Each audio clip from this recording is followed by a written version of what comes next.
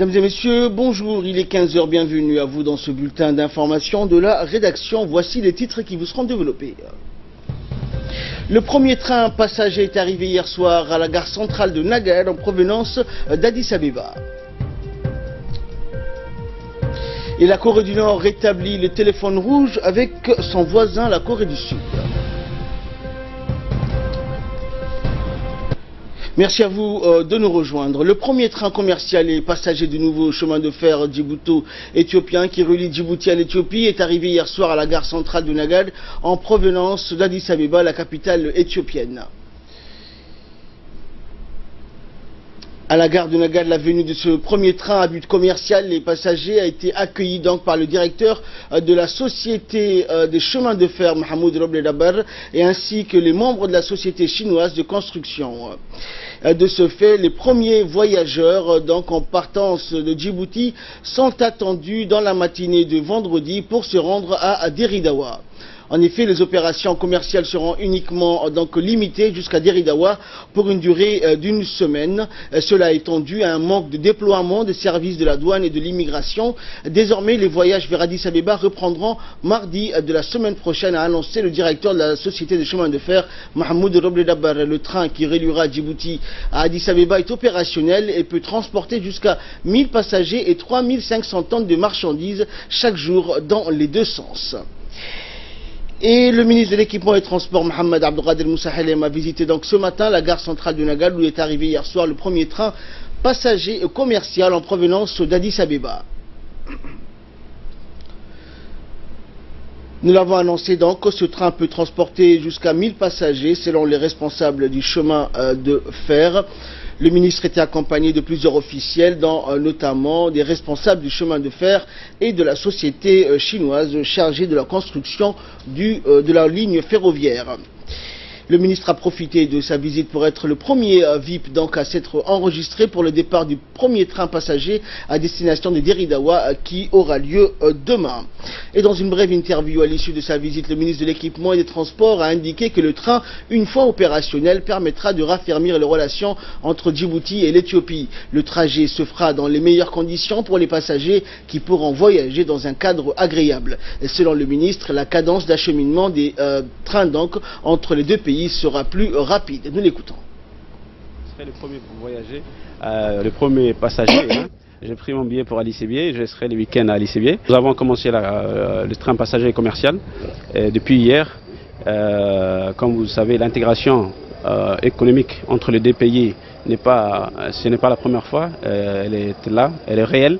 Le train va aujourd'hui réduire, n'est-ce pas, les distances entre les peuples. Et c'est une sécurité pour le déplacement de biens et de personnes. Voilà. Vous pouvez passer la journée, le week-end à Addis Abeba, à Deridawa, à Hol avec un bon prix. Nous avons fait 50% de réduction pour le nouvel an 2018. Jusqu'à Deridawa, à Addis Abeba, nous avons fait 50% pour les 10 premiers jours de janvier, Inch'Allah. Et après ça, nous allons revenir sur le prix initial. Alors Fardous, la nouvelle ligne électrique donc n'est plus un rêve mais bien une réalité.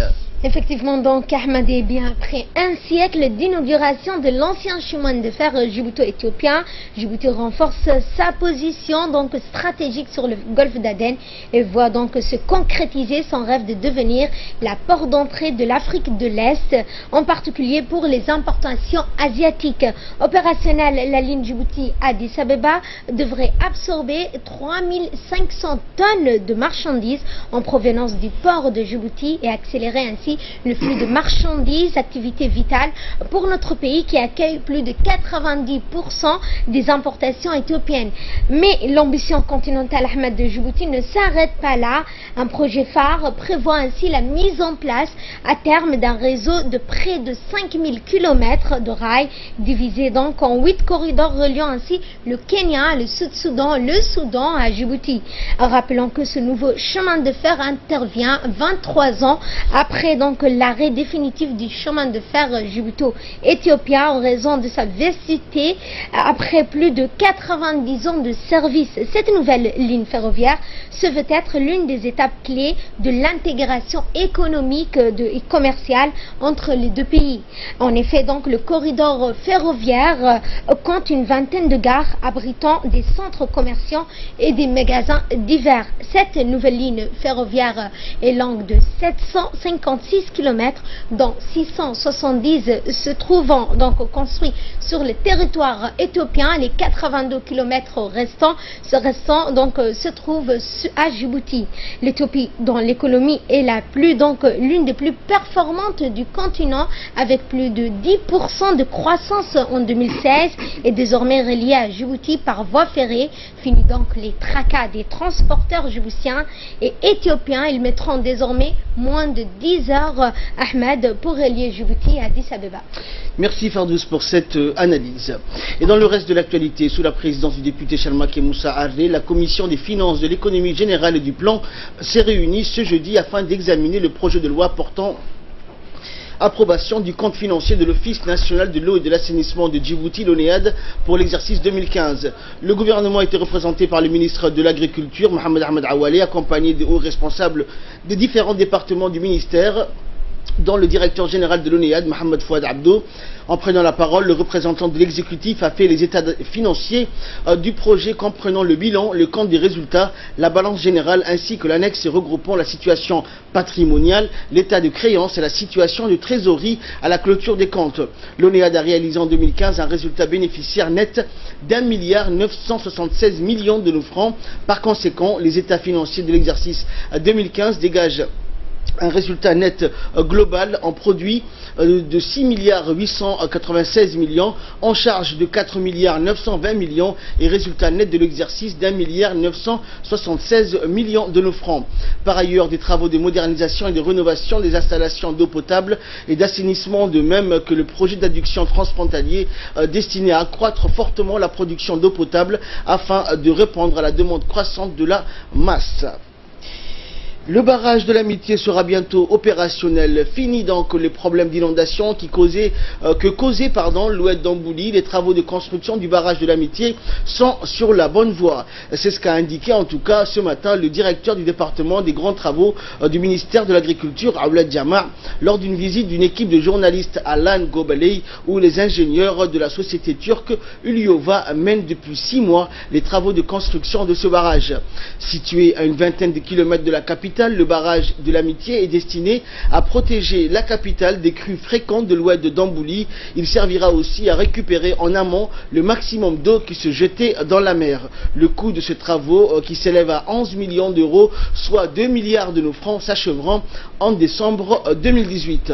Long de 270 mètres et haut de 45 mètres, ce barrage dit de l'Amitié permettra non seulement de stocker quelques 14 millions de mètres cubes d'eau, mais servira aussi à éviter les crues de l'oued d'Ambouli qui avait, rappelons-le, inondé les différents quartiers de la capitale en 1994, puis en avril 2004, entraînant un nombre important de décès et de dégâts matériels. Et ce barrage permettra, en plus de promouvoir l'agriculture nationale, sera aussi une source de revenus pour plusieurs ménages vulnérables de cette région. Rappelons que la construction de cet ouvrage hydraulique, qui s'inscrit dans le cadre de la coopération djibouto-turque, est le plus important don accordé par la Turquie à la République de Djibouti. Les ingénieurs turcs chargés de diriger les travaux de construction de ce chantier d'envergure prévoient déjà le recrutement dans les mois à venir de quelques 100 employés issus de la région d'Arta, où cet édifice hydraulique est implanté, sachant qu'actuellement 55 jeunes djiboutiens travaillent aux côtés de la société turque.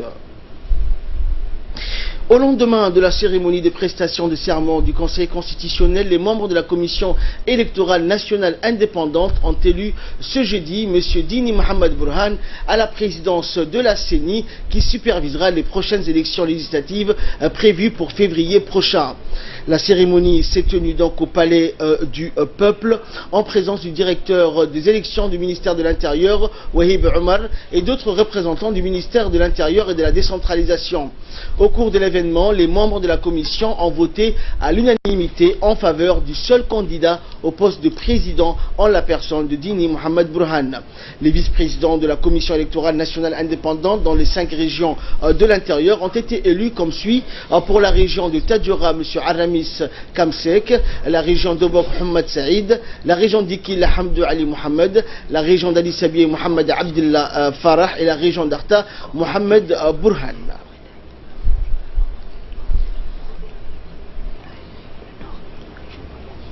Dans la gestion de ces élections, je voudrais vous remercier encore et vous souhaiter bon retour à ceux qui vont retourner dans la région de l'intérieur et ceux qui vont rester ici.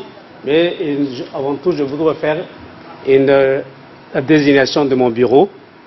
Hussein Mohamed Chardi, Fatouma Hamadou Ahmed, Mohamed Ahmed Soulé, Liban Abdul Karim Ahmed. Et nous voudrons clôturer comme nous sommes 5 dans ces bureaux. Et 4 seront mes collaborateurs pour faire les tournées et pour gérer ces élections. Et dans le reste de l'actualité nationale, le secrétaire d'État à la jeunesse et au sport a reçu ce matin dans son cabinet l'ambassadeur de Cuba à Djibouti, Lazaro Poledo Messa, porteur d'un message du ministre des Sports cubain.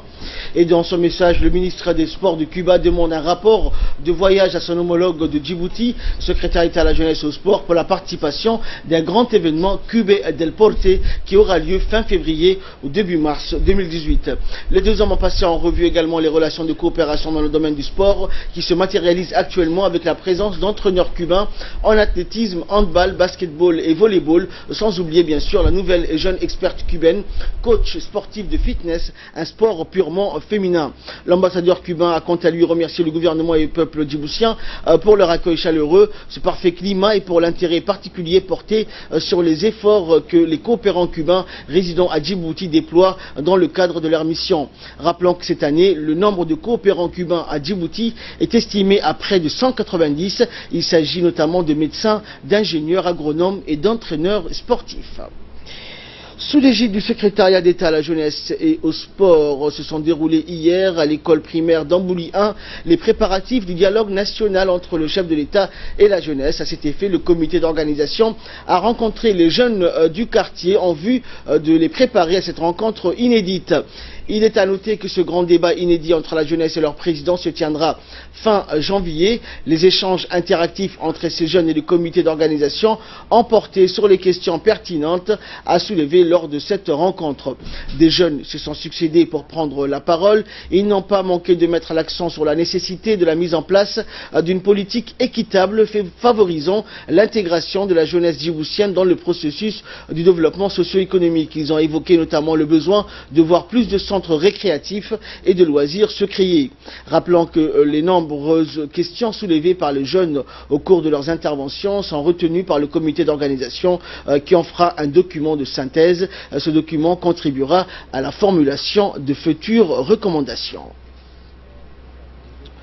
Actualité régionale à présent, le chef de l'État du Somaliland, Moussa Bihi Abdi, a rencontré hier le consul du Djibouti en Somaliland, Hussein Kawalié. Les discussions entre les deux responsables ont porté sur la promotion et le renforcement de la coopération bilatérale entre la Somaliland et la République de Djibouti concernant notamment la situation sécuritaire dans la région de la Corne de l'Afrique. Cette rencontre intervient après la prise de fonction du nouveau président élu du Somaliland. Et de là, nous passons à l'actualité internationale avec Samatar Saïd. Bonjour Samatar. Bonjour Ahmed. Bonjour. Alors, la tempête Eleanor fait 1 mort et 26 blessés en France. Cette tempête qui s'est abattue donc hier sur l'ouest de l'Hexagone avec des vents à 140 km/h continue sa route avec des vents violents vers la Corse et les Alpes. Eh bien Ahmed, c'est oui. La Bretagne, la Manche, la Nord et la région parisienne ont été balayées hier par la tempête Eleanor qui s'est dirigée désormais vers le nord-est avec des rafales de 140 km/h. Un skieur est mort après la chute d'un arbre dans la station des Morillons en Haute-Savoie, selon les gendarmes. Au plan national, au moins 26 personnes ont été blessées et parmi elles, 4 se trouvent dans un état préoccupant. selon le ministère de l'Intérieur.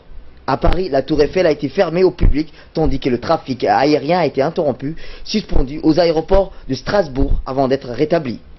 Quelques 225 000 foyers ont été privés d'électricité selon Enedis après avoir touché la Normandie, la Picardie, l'île de la France. Les coupures de courant concernées en début d'après-midi les régions de l'Est, avec 70 000 foyers sans courant électrique en Alsace et en Franche-Comté, 40 000 en Lorraine et 25 000 en Bourgogne.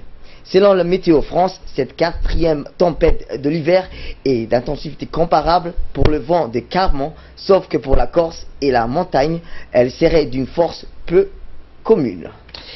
Et le dirigeant Kim Jong-un, ce matin, le dirigeant nord-coréen, a ordonné donc hier le rétablissement de la ligne téléphonique d'urgence reliant la Corée du Nord à la Corée du Sud afin de discuter des modalités d'un dialogue intercoréen.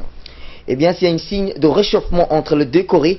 Pyongyang et Séoul ont remis en service hier un téléphone rouge transfrontalier fermé depuis 2016. Après quasiment 2 ans de fermeture, la conversation téléphonique a duré 20 minutes, a déclaré un responsable du ministère sud-coréen de l'unification, sans autre précision dans l'immédiat. Cette remise en service survient après l'offre de dialogue de Séoul qui répondait à une main tendue du dirigeant nord-coréen Kim Jong-un, lequel a évoqué une participation aux Jeux Olympiques d'hiver qui s'ouvrent le mois prochain en Corée du Sud. Merci Samatar pour toutes ces explications. C'est la fin de ce journal. Merci à vous de nous avoir suivis.